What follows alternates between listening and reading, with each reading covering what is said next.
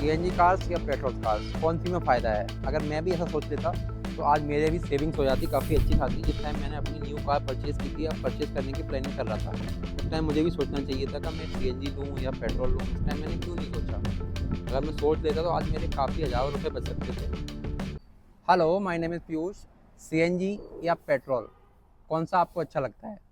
मतलब अगर आपकी जेब में गाड़ी लेने लायक रुपए हैं तो आप पेट्रोल प्रीफर करेंगे या सीएनजी प्रीफर करेंगे? चलिए उसके बारे में बात करते हैं, बताता हूँ आपको कैसे कैसे फ़ायदा हो सकता है आपको।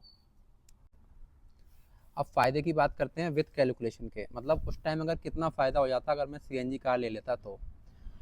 ऑन एन एवरेज अगर आप एक सीएनजी कार अभी मार्केट में ज़्यादा पॉपुलर अगर चाहोगे तो जो बेसिक कार जो ज़्यादा लोग ले रहे हैं, एक मिड साइज रेंज की मैं एसयूवी या कॉम्पैक्ट एसयूवी ब्रेजा लेके चलता हूँ। ब्रेजा क्योंकि ज़्यादा बिक रही है, सीएनजी में भी अवेलेबल ऑप्शन है, तो मैं ब्रेजा लेके चलता हूँ। मतलब ब्रेजा में अगर आपको उस टाइम में ले लेता तो क्या क्या ऑप्शन थे, मतलब कितना फ़ायदा हो सकता था मुझे, वो मैं आपको बताता हूँ आज। ब्रेजा एलएक्सआई, जो कि अगर आप ऑन रोड अगर यूपी में लोगे विदाउट सीएनजी फिट के विदाउट सीएनजी फिटमेंट के साथ, कंपनी वाले के साथ, तो आपको पड़ेगी 9 लाख कुछ के समथिंग, 9,20,000 या कुछ के समथिंग मेरे हिसाब से। इतने की आपको एक ब्रेजा पड़ेगी सिर्फ पेट्रोल एलएक्सआई वेरिएंट। अगर हम उसका सीएनजी वेरिएंट लेंगे तो वो 10 साढ़े 10 के आसपास आपको कॉस्ट करेगी, इंटरेस्ट वगैरह सारा कुछ लगा लगू के, क्योंकि हर इंसान ऑन कैश नहीं ले सकता कार। कुछ लोग ईएमआई पे लेते हैं, कुछ लोग क्या, बल्कि ज़्यादातर लोग ईएमआई पे ही लेते हैं कार। तो आपको ईएमआई भी उसमें ऐड करना ही पड़ेगा। लोग कहते हैं ईएमआई क्यों ऐड कर रहे हो भाई? ईएमआई तो आपको ही देनी है, उसका रेट ऑफ इंटरेस्ट भी तो आपको ही देना है ना, तो ईएमआई भी उसमें ऐड करनी चाहिए। अब मैं मान के चलता हूँ ऑन एन एवरेज अगर आप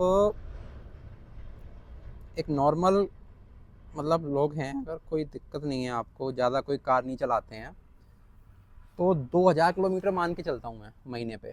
वैसे चलेगी नहीं 2000, मैं तब भी मान के चलता हूँ कि अगर आपकी कार 2000 किलोमीटर चल रही है तो, जैसे कि 2000 चल रही है एक महीने में, आप इसकी माइलेज की बात करते हैं।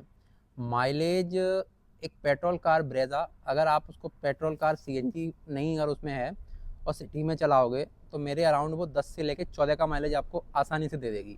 तो मेरा पर्सनल एक्सपीरियंस में बता रहा हूँ मैं आपको, 10 से लेके 14 का आपको दे देगी। अगर आप उस पर हाईवे पे चलाओगे उसको तो वो आपको ऑन एन एवरेज 16, 17, 18 का तो आपको देखेगा, प्यार से चलाओगे 80 और 90 के बीच में, तो वो आपको दे देगी आराम से 18 का एवरेज दे देगी।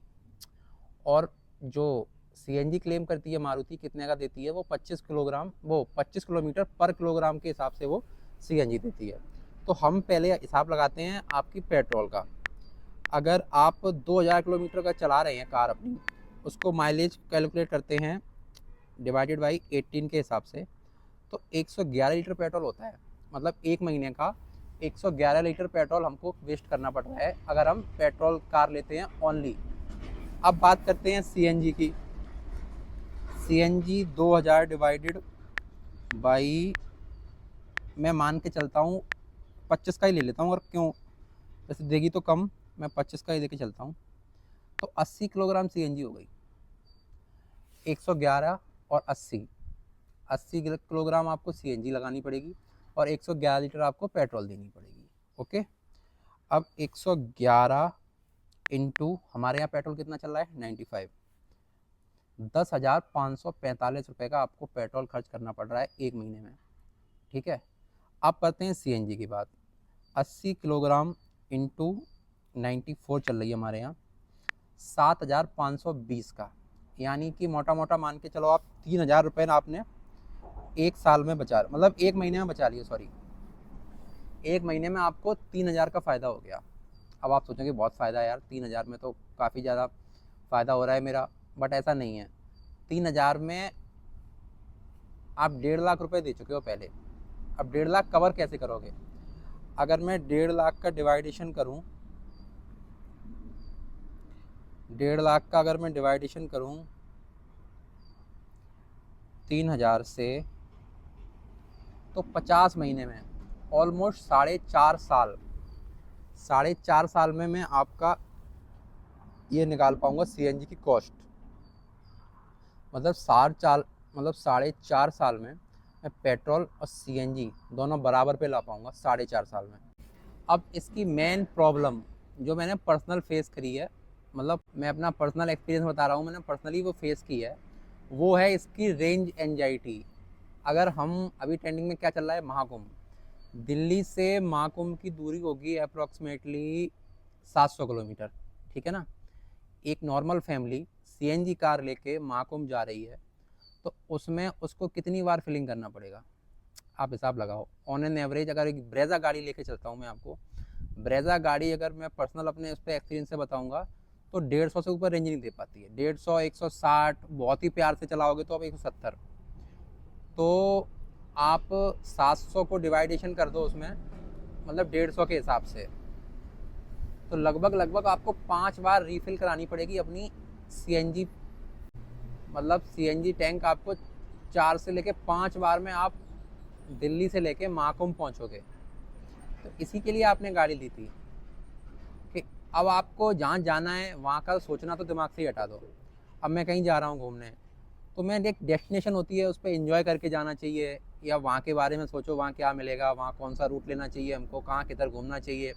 हम लोग उसके बारे में नहीं सोच के सिर्फ इसमें एक रेंज देखेंगे कितनी रेंज रह गई है। आप 2-3 सॉन्ग चेंज करोगे, फ्यूल टैंक आपका आधा हो जाएगा। 150 किलोमीटर क्या होते हैं एक्सप्रेस वे पे, आप 150 किलोमीटर क्या मान रहे हो आप, 1.5 घंटे। 1.5 घंटे में अगर आपका फ्यूल टैंक खाली हो रहा है तो क्या फ़ायदा कार लेने का यार। इससे अच्छा है आप एक पेट्रोल गाड़ी लो। डीजल के शौकीन हो बहुत बड़े तो ले सकते हो डीजल, बट मैं आपको रिकमेंड नहीं कर रहा हूँ डीजल कार लेने का। डीजल कार आप पर्सनल अगर यूसेज है आपका 200 किलोमीटर 300 किलोमीटर पर डे का, तो आज की डेट में डीजल कार लो, वरना मत लो। तो पेट्रोल लो ना यार, पेट्रोल में कोई इतना मेंटेनेंस भी नहीं है।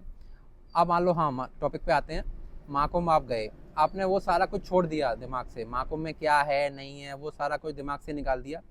सिर्फ आपने ये सोच रहा है कि हमने अपना टैंक कितनी देर में भराना है। न तो आप इंजॉय कर पा रहे हो, न कोई फैमिली से बात कर पा रहे हो, न कोई इतना खास मूड बना, कुछ भी नहीं। आपको सिर्फ मीटर पे ध्यान देना है, जिसको बोलते हैं रेंज एंजाइटी। मतलब आपके दिमाग में एक ही चीज़ चलती रहेगी, गाड़ी का फ्यूल गेज कितना रह गया है, कहाँ पे आ गया है, वही आपके दिमाग में बैठा रहेगा। और सबसे बुरी चीज़ तो लगती है मुझे ये। अब बात करते हैं इसके मेंटेनेंस की। एक पेट्रोल कार की आप सर्विस कराने जाते हैं तो उसमें आपको इतनी हेडेक लेने की ज़रूरत नहीं है। एक तो उसके जल्दी स्पार्क प्लग आपको चेंज करने पड़ेंगे, सीएनजी की बात कर रहा हूँ मैं। सेकेंडरी उसका सीएनजी जो फिल्टर होता है पीछे, आपका एक फ्यूल पंप होता है, फ्यूल पंप के पास पीछे की बात कर रहा हूँ मैं, जो फ्यूल टैंक के नीचे लगा होता है, सीएनजी फिल्टर बोलते हैं उसके, वो भी आपको मेंटेनेंस के साथ साथ वो भी चेंज करना पड़ेगा। मतलब कुल मिला के पेट्रोल कार से सीएनजी कार का मेंटेनेंस थोड़ा सा ज़्यादा होता है। अब कुछ उसमें ज्ञानी लोग आएंगे अभी नीचे कमेंट करके ये बताएंगे कि आजकल की कारें इतनी अच्छी बना दी गई हैं, इतनी रिफाइंड कर दी गई हैं कि पेट्रोल की सिमिलरिटी वो मेंटेनेंस दे रही हैं, बट ऐसा एक्चुअल में नहीं है। कहीं ना कहीं किसी ना किसी जगह पे आपको ड्रॉबैक देखना ही पड़ता है मेंटेनेंस का। अब बात करते हैं पावर की। एक ब्रेजा जैसी गाड़ी जो कि 1.5 लीटर में आती है, जो अप्रॉक्सीमेटली अगर मैं उसको पेट्रोल में लूँगा तो वो 105 या 100 के बीच में बीएचपी आपको प्रोड्यूस करती है पेट्रोल में। अब ये स्विफ्ट है, ये मुझे पेट्रोल में 88.8 बीएचपी देती है, और ब्रेजा सीएनजी में कितनी देती है आप बताओ, सोच के बताओ। ब्रेजा इससे भी ड्रॉबैक चली जाती है, इससे भी कम पावर देती है, 86 बीएचपी। हम इतना बड़ा इंजन लेके घूम रहे हैं, उसको यार हम लोगों को 500 साल थोड़ी ना जीना है। हम लोग एक कार ले रहे हैं, उसके मज़े भी ना ले पाएँ सिर्फ थोड़े से लालच के चक्कर में। वो भी आपका एक माइंड सेटअप है, कोई लालच वगैरह कुछ नहीं है। वो आपका सब बराबर हो रहा है, उतनी कॉस्ट पे आ रहा है, सेम वही उतनी आपको फ्यूल लग रहा है, उतना ही सारा कुछ लग रहा है, ऊपर से आप इतनी माइंड में प्रॉब्लम लेके घूम रहे हो। उस हिसाब से आपका लौट फेर के मामला वहीं पे आ रहा है, न तो आप उसकी पावर फील कर पा रहे हो। 86 बीएचपी आपको ब्रेजा दे रही है इतने बड़े इंजन के साथ, सिर्फ आपके थोड़े से लालच में, जो कि मुझे ये स्विफ्ट आपको लगभग 90 बीएचपी के आसपास दे रही है। फिर ब्रेजा और स्विफ्ट में अंतर क्या रह गया।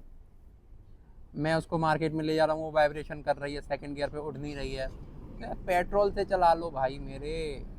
अगर आप ओला उबर के ड्राइवर नहीं हो तो आप सीएनजी में मत लो कार, आप एक पेट्रोल इंजन ले सकते हैं अगर आपकी रनिंग ज़्यादा नहीं है तो। दिन में अगर 500 किलोमीटर रनिंग है तो आप सीएनजी की तरफ जाइए, 400-500 के आसपास। अगर 200 भी है तो भी ले लो आप सीएनजी, मेरा कोई मतलब ऐसा कुछ खास नहीं है। 200 भी रेंज है तो आप सीएनजी ले सकते हो, ये मैं आपको रिकमेंड कर रहा हूँ। बट हाँ, थोड़े से लालच में और लोगों को देख के कि हाँ बहुत फ़ायदा हो रहा है सीएनजी में, ऐसा कुछ नहीं है। तो at the end moral of the story ये है कि अगर आपकी रनिंग ज़्यादा नहीं है तो भेड़ चाल में मत चलो। आप सीएनजी लेने से कोई फ़ायदा नहीं है आपका। सीएनजी सिर्फ उन लोगों के लिए है जो कि टैक्सी यूज़ करते हैं या जो डेली ज़्यादा। अब कारें कंपनियां बना देंगी, कंपनियों का क्या है, कंपनियों को अपनी बिक्री चाहिए, उनका सेल्स, उनको कस्टमर का माइंड मेकअप देखना है कि कस्टमर क्या सोच रहा है आज की जनरेशन, तो वो उस हिसाब से अपना मेकअप रखती है ना। हर आपको सेगमेंट में आजकल सीएनजी मिल रही है, चाहे वो हैचबैक हो, एसयूवी हो, सॉरी एसयूवी वो वाली नहीं, जो नकली एसयूवी आ रही है ना आजकल, पंच और ये ब्रेजा और ये ग्रैंड विटारा, इनको मैं नकली एसयूवी मानता हूँ, क्योंकि एसयूवी का नाम लेकर खाम पागल बना रहे हैं लोगों को। ये एसयूवी नहीं है, इनमें भी वो लोग सीएनजी देते हैं, तो उस हिसाब सोचता है इंसान चलो सीएनजी डलवा ले रहे हैं, सीएनजी में रखेंगे, सीएनजी घूमेंगे, बट इतना कोई फ़ायदा नहीं है मेरे हिसाब से। तो जब भी आप कार लें, एक परफॉर्मेंस ओरिएंटेड कार लिए, मतलब लीजिए, उसमें क्या है, आपको एक तो कार चलाने का एक मज़ा भी तो होना चाहिए। आप कहीं जा रहे हैं, एक फीलिंग ही नहीं आ रही कार चलाने में, तो क्या फ़ायदा कार चलाने का। चलिए मिलते हैं नेक्स्ट टॉपिक पे, तब तक के लिए गुड बाय।